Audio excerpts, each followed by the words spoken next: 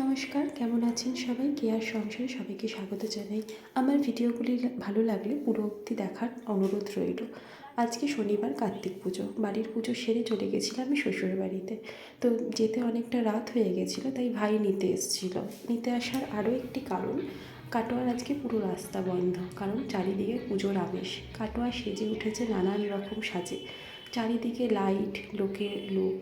আমার বাড়ির সামনের রাস্তাটাই আজকে বড্ড সুন্দর লাগছিল দেখতে। এত লোক সাধারণত আমাদের বাড়ির সামনে থাকে না। যেহেতু আজকে কার্তিক পুজো, তাই কাটোয়ার লোক নয়, অন্য অনেক জায়গার গ্রাম থেকেও লোকেরা এসেছিলো কাটোয়ার পুজো দেখতে। আমার বাড়িটাকেও খুব সুন্দর করে সাজানো হয়েছিল লাইট দিয়ে আজকে। আর বাড়ির সামনে অপেক্ষা করছিল মা, ছেলে আর বৌমার জন্য, কখন তারা আসবে।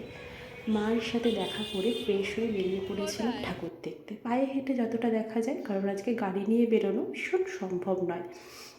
এইখানেই কাটোয়ায় নানান রকম প্যান্ডেল হয়েছিল, খুব সুন্দর সুন্দর। কিন্তু আমার একটা ধারণা ছিল কার্তিক পুজো সম্পর্কে। এখানে কার্তিক পুজোয় ভেবেছিলাম যে শুধু কার্তিক ঠাকুরই থাকে, তা কিন্তু একদমই না। এখানে নানান রকম দেবদেবীর থিম করা হয়। এই প্যান্ডেলটার বাইরে একটা কাকু হার বিক্রি করছিল, নিজে হাতে বানিয়ে। দারুণ লাগছিল, আমিও নিয়েছিলাম। তো পুজোয় অল্প ঘোরাঘুরি করে বাড়ি ফেরার সময় মহাদেবকে দেখে মনটা পুরো ভরে